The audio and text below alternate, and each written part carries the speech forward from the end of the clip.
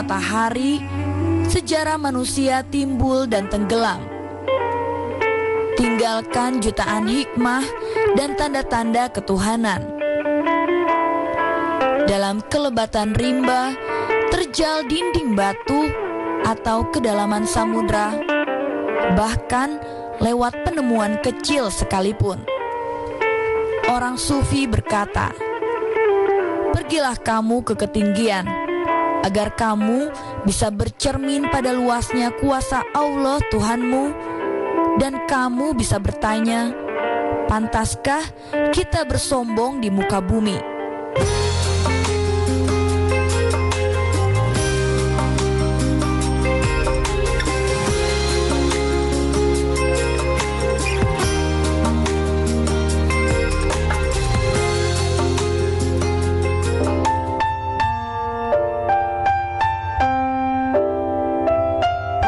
Mungkin saatnya kita temukan jati diri kita dalam cermin alam yang amat luas.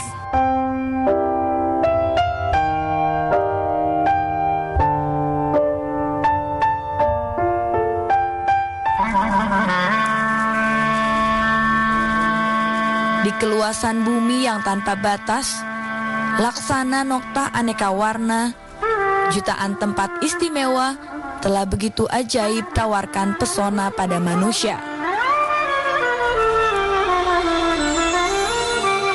Dan satu tempat itu kini telah bangkitkan rasa penasaran 3 wanita untuk sesuatu petualangan yang baru.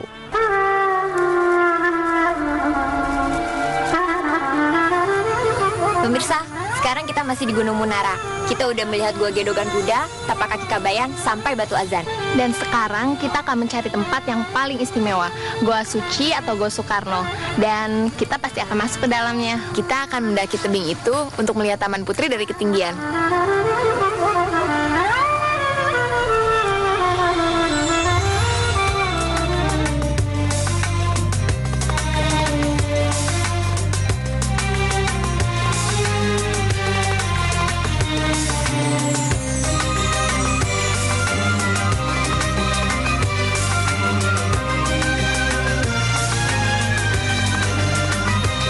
Gunung kecil Munara dengan tinggi hampir 500 meter memang sajikan banyak rahasia dan pesona.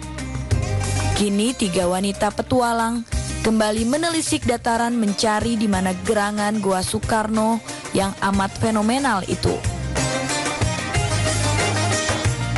Bongkahan batu besar, pohon-pohon raksasa serta akarnya yang melingkar-lingkar mengisyaratkan keliaran dan usianya yang tua.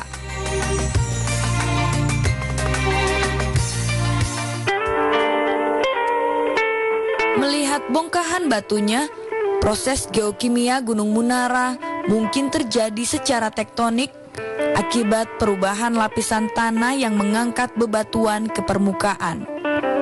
Atau mungkin bongkahan yang terserak liar itu bekas ledakan jutaan tahun lalu.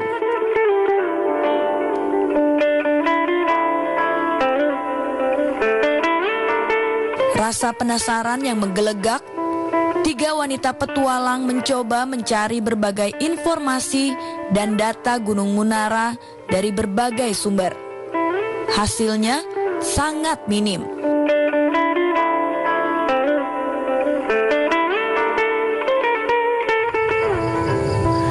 Hampir nggak ada data. Tapi para pencinta alam pasti udah nggak asing dengan gunung ini, karena gunung ini merupakan salah satu tempat berlatih yang bagus.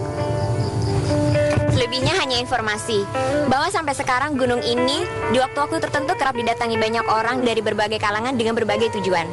Karena gunung ini kerap dihubungkan dengan Maulana Hasanuddin dan Bung Karno, kita harus buktikan ini mitos atau sejarah.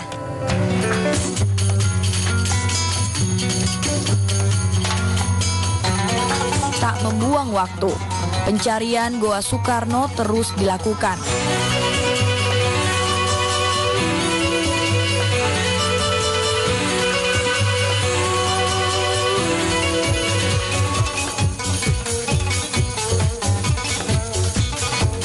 Setelah beberapa lama, lubang kecil itu ditemukan, tersembunyi di antara himpitan bongkah batu. Ya ampun, kecil banget pintu masuknya. Tapi kita harus masuk ke situ. Mudah-mudahan muat. Ya.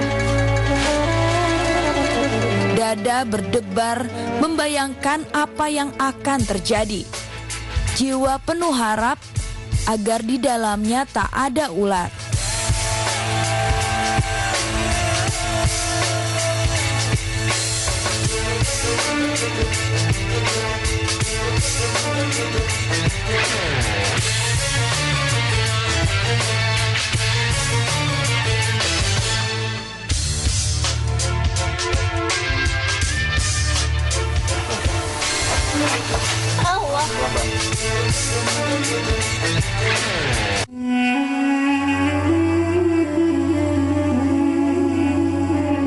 Alam Gunung Munara telah mampu menempa dua tokoh besar seperti Bung Karno dan Sultan Maulana Hasanuddin dalam membentuk sebuah negara.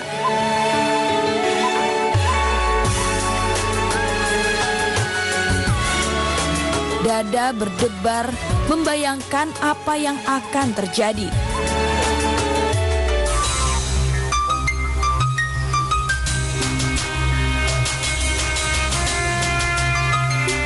Perlahan dan hati-hati, tiga wanita petualang mencoba menerobos lubang amat sempit di mulut Goa Soekarno untuk masuk ke dalamnya.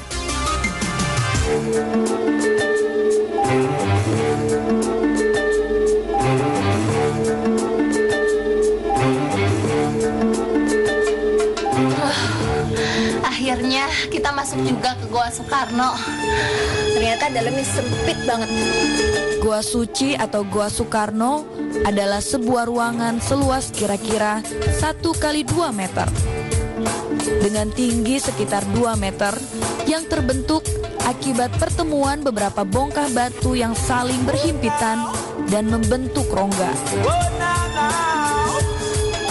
Kok tahan ya Bung Karno lama-lama di gua kayak gini? Konon, di ruangan inilah dulu Bung Karno menghabiskan waktunya selama 40 hari untuk bermunajat, meminta petunjuk Allah dalam mengatasi masalah bangsanya. Bangsa yang amat dicintainya dengan sepenuh jiwa.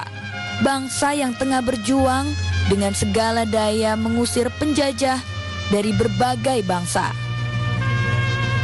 Perang revolusi berkecamuk di hampir seluruh pelosok negeri.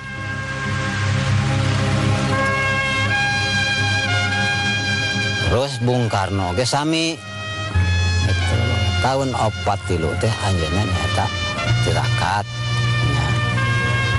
Nah, di tempatna anu disebutkan Guha Suci.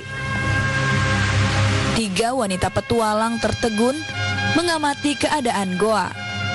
Kabarnya, di sini pula Bung Karno mendapat wejangan dan petuah dari wanita misterius bernama Nyi Denok yang mengasahnya dengan amat mendalam tentang nilai-nilai kemanusiaan. Sementara itu, Bung Karno memuji dengan kata-kata amat penuh penghargaan seorang wanita bernama Sarinah.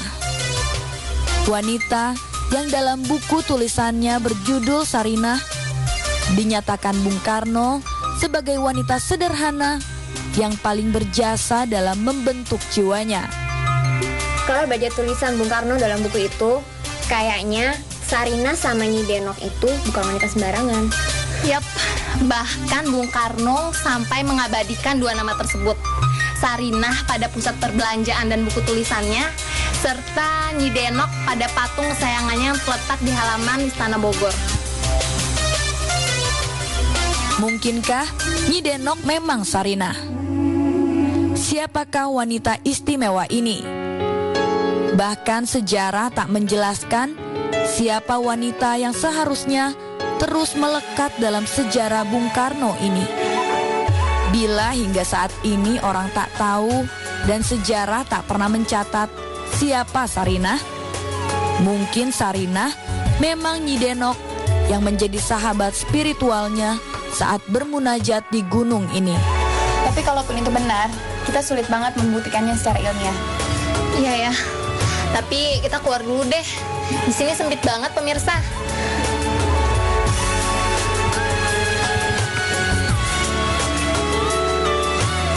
Jalan paling mudah keluar dari goa kecil ini adalah melalui celah sempit di sisi selatan.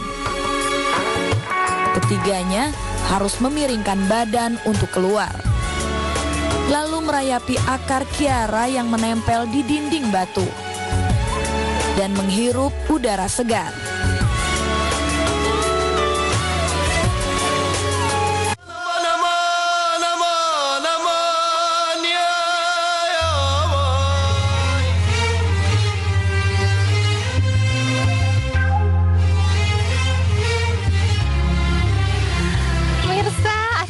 Keluar juga dari ruangan yang sempit itu.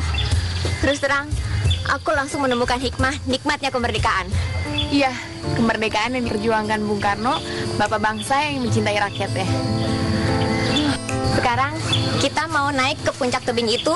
Kita mau melihat kolam Taman Putri dan melihat semua yang kita bisa dapat. Yuk.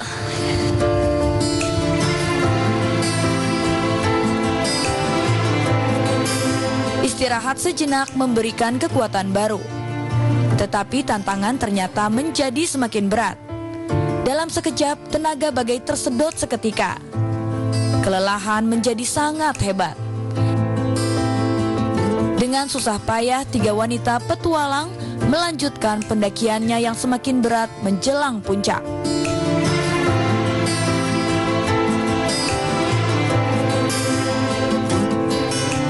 Setelah sedikit bersusah payah, ketiganya sampai di kolam kecil itu.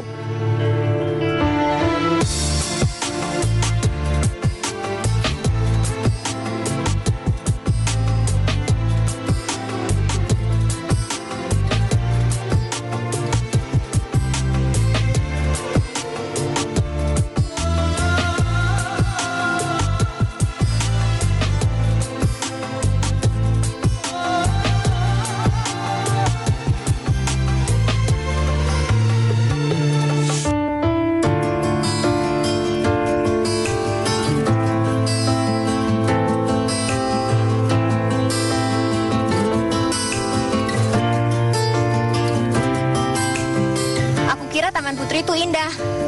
Ternyata kolam ini cuma selebar 50 kali 100 cm dan kedalamannya kira-kira 20 cm. Air yang ada di sini berasal dari air hujan yang tertampung lalu menggenang di sini. Di atas puncak gunung ini, air sulit sekali didapat. Kolam Taman Putri adalah sebuah kolam yang terbentuk secara alami oleh erosi air bertahun-tahun. Kolam di atas puncak tebing batu itu biasanya digunakan oleh para pengunjung sebagai sumber air minum dan untuk berwudu. Kalau kita ingin mendapatkannya, hanya di atas air genangan ini. Makanya kalau kepepet kita terpaksa harus menggunakan air ini. Gimana kalau kita bermalam di sini? Oke, pasti menarik banget.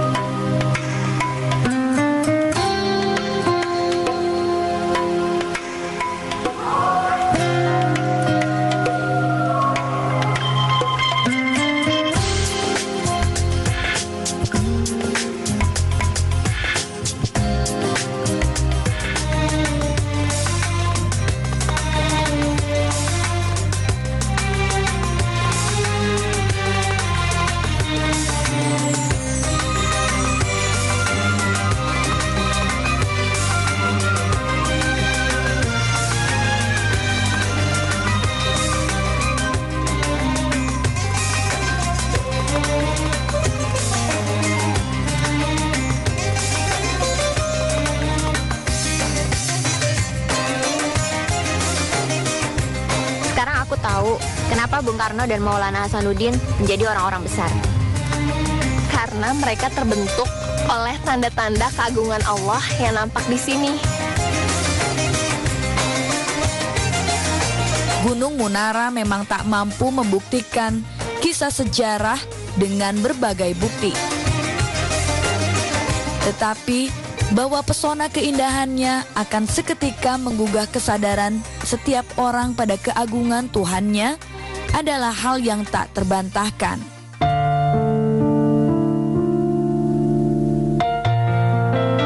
Bodoh banget ya kalau orang yang datang ke sini hanya terjebak pada kesesatan.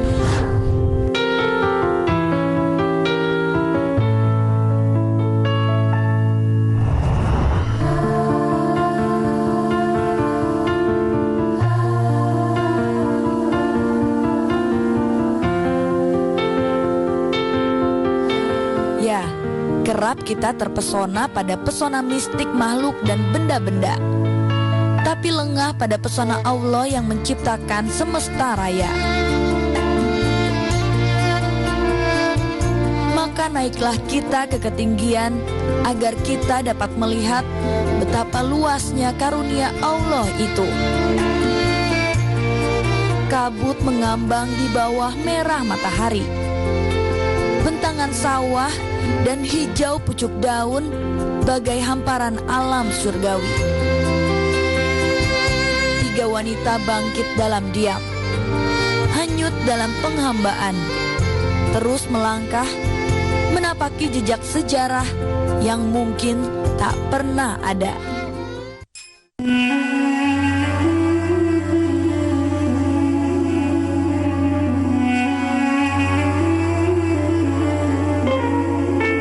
Seperti matahari, sejarah manusia timbul dan tenggelam, tinggalkan jutaan hikmah dan tanda-tanda ketuhanan dalam kelebatan rimba, terjal dinding batu, dan kedalaman samudra, bahkan lewat sebuah penemuan kecil sekalipun.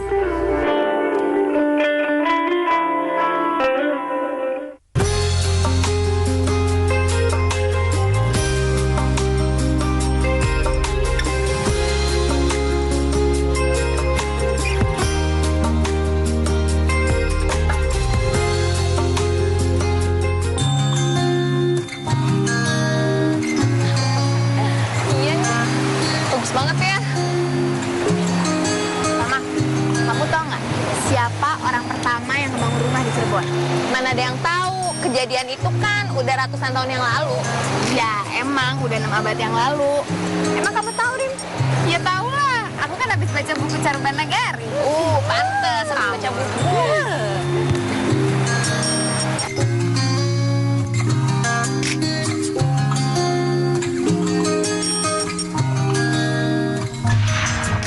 Dialah orang yang membabat hutan, mendirikan langgar, dan membangun gubuk darurat di pesisir pantai utara, sehingga tempat itu disebut kebon pesisir. Lama-kelamaan, kebon pesisir menjadi pedukuhan yang disebut Dukuh Tegal Alang-alang, karena pedukuhan itu berada di tegalan yang ditumbuhi alang-alang. Kemudian dukuh itu berkembang menjadi kekuuan bernama Caruban yang artinya campuran. Karena di sana tinggal berbagai bangsa yang bercampur baur. Akhirnya dinamai Negara Gede atau Garage karena telah berubah menjadi negara yang besar kekuasaan dan pengaruh politiknya. Sekarang daerah itu menjadi Cirebon, kota besar dan modern.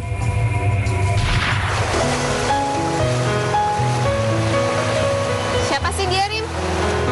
Dia itu tokoh di balik suksesnya Sunan Gunung Jati dalam menyebarkan agama Islam di tataran Sunda. Kok jadi misterius gitu sih? Kasih tahu dong. Dia guru, pembimbing, dan penasehat Sunan Gunung Jati. Tahu kan siapa dia? Oh, enggak.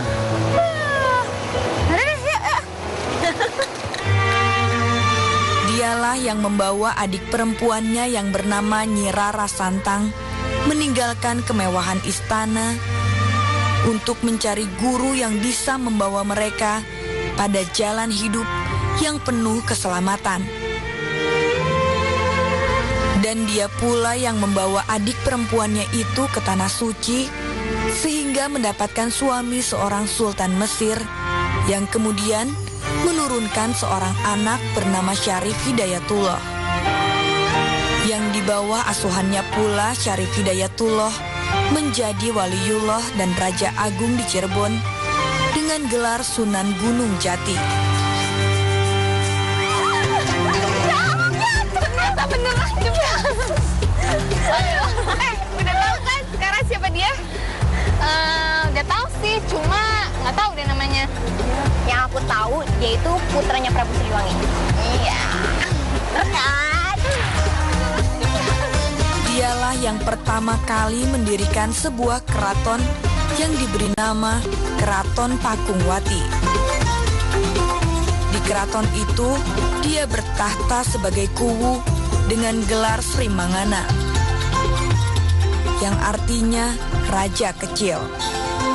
Dia adalah Raden Walang Sungsang atau Pangeran Cakrabuana, putra Prabu Dewata Wisesa, Raja Pajajaran yang bertahta di Pakuan.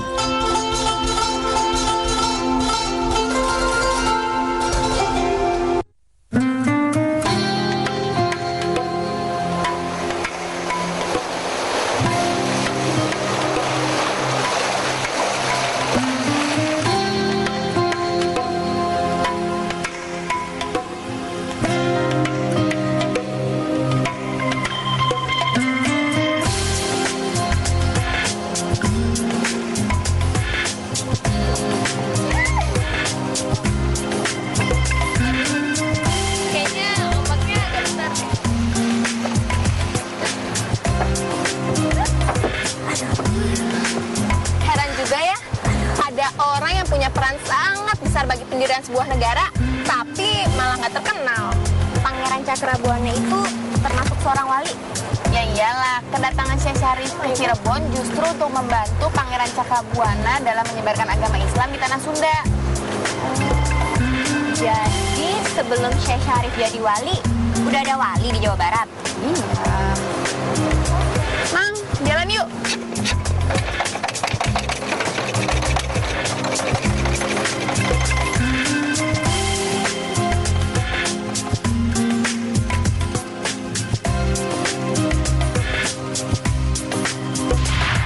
Pangeran Cakrabuana atau Raden Walang Sungsang adalah anak laki-laki pertama Prabu Dewata Wisesa atau Prabu Siliwangi dengan permaisuri Nyimas Subang Larang dari Singapura sebelah utara Bukit Amparan Jati. Kitab Purwaka Caruban Nagari menceritakan tahun kelahirannya sekitar tahun 1422 Masehi. Dialah putra mahkota kerajaan Pajajaran.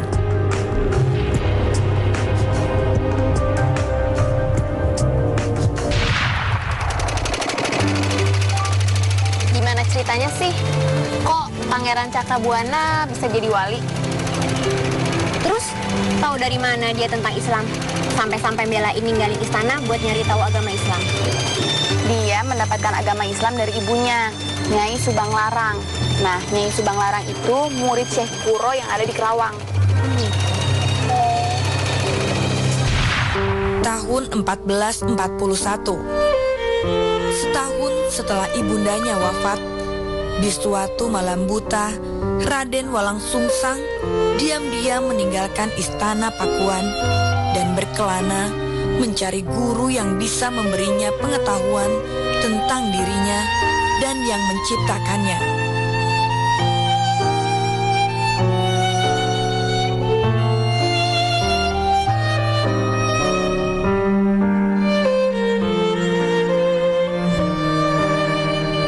Ketika itu usia Raden Walang Sungsang sekitar 18 tahun dan sebentar lagi menjadi raja.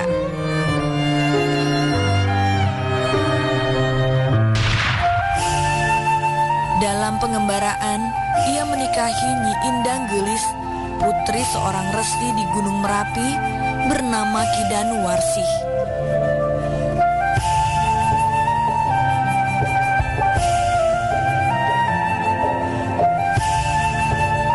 akhir pengembaraannya, ia tiba di Amparan Jati.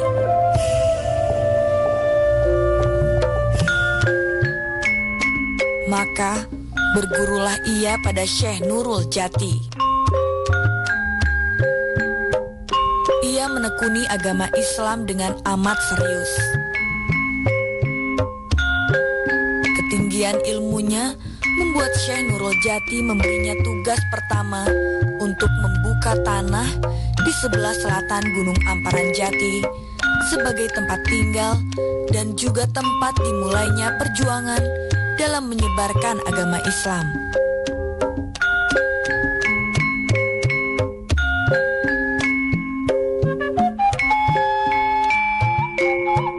Maka dibukalah hutan di kebun pesisir.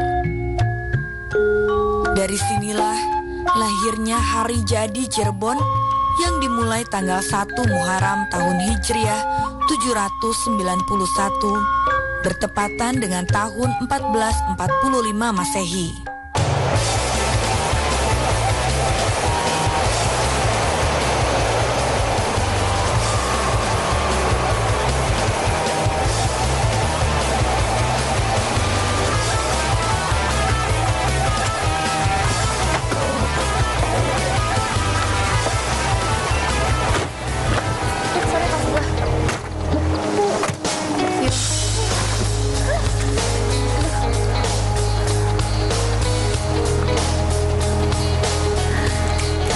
Pemirsa, ternyata sejarah Prabu Cakrabuana itu berhubungan dengan hari jadinya Cirebon.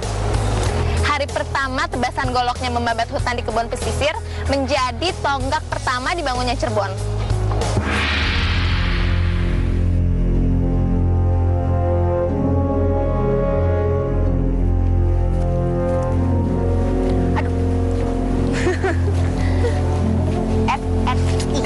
Sekarang udah pada tahu kan siapa orang pertama yang ngebangun rumah di Cirebon? Pangeran Cakrabuana. Betul, 100 buat Anda berdua. Kayak guru aja.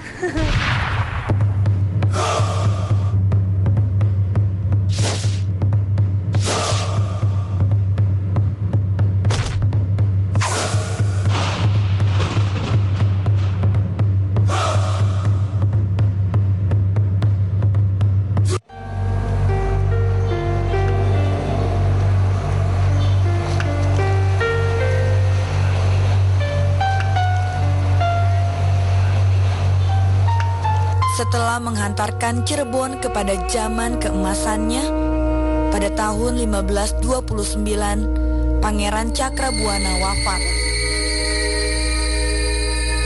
Cirebon kehilangan tokoh besar yang telah merubah Cirebon dari hutan belantara menjadi kerajaan Islam besar di Pulau Jawa.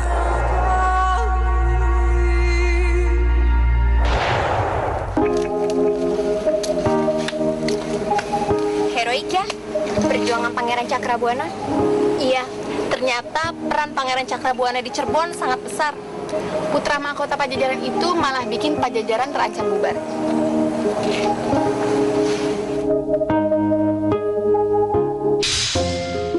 Hanya dalam waktu 40 tahun setelah Pangeran Cakrabuana meninggalkan Pajajaran, Singgasana Prabu Siliwangi bergetar hebat oleh desakan perubahan yang ditimbulkan oleh Islam yang disebarkan oleh putra mahkota mereka dengan teladan, terpuji, dan tanpa peperangan. Dan sejak itu, satu persatu wilayah kekuasaan Pajajaran berlepasan hingga tiada bersisa.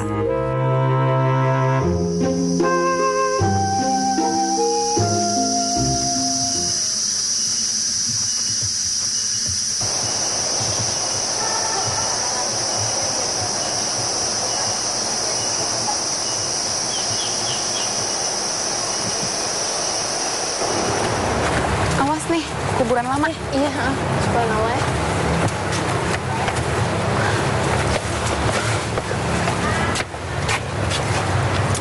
Coba tebak, siapa guru besar yang membentuk Pangeran Cakrabuana hingga menjadi seorang wali? Yah, tebakan lagi, langsung aja deh. Pasti Syekh Nurul Jati. Betul. Ulama besar dari Gunung Amparan Jati itulah yang membentuk Pangeran Cakrabuana hingga menjadi seorang wali.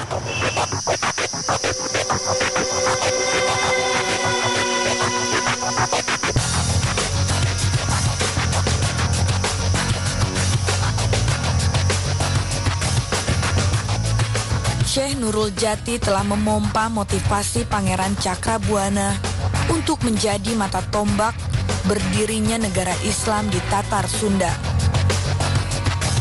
Dengan gigih Pangeran Cakrabuana menyebarkan Islam di daerah Cirebon, Kuningan, Indramayu, dan Majalengka.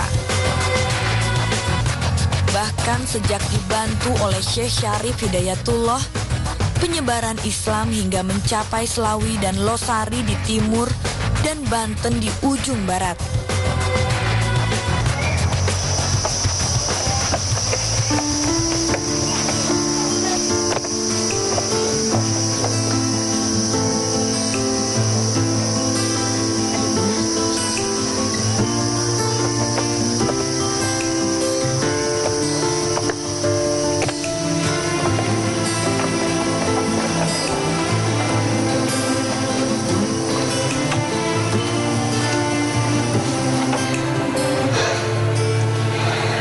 Di sini dulu tempat iktikafnya Syekh Nurul Jati. Makanya dia disebut Syekh Datul Kafi. Ya Allah, ternyata sempit tempatnya.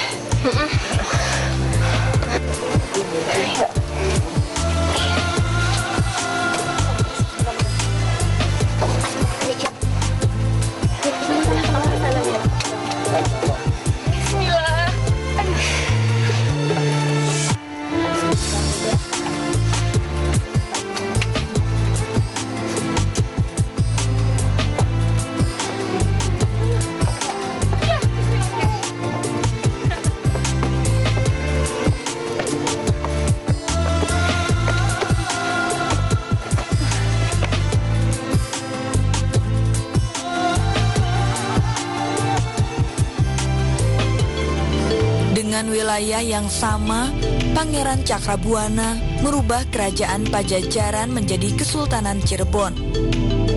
Dan agama Sunda Wiwitan menjadi Islam.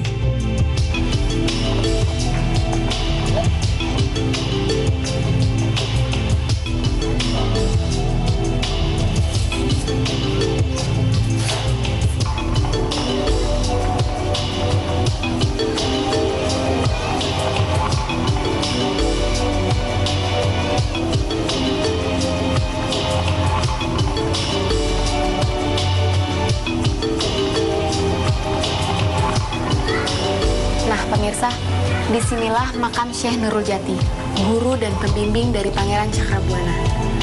Ulama besar inilah yang membentuk akhlakul karimah Pangeran Cakrabuana. Dan peran besar guru bangsa dan negara Islam di Cirebon inilah yang membuat Islam tersebar di Tatar Sunda, sehingga masyarakat Sunda mayoritas beragama Islam.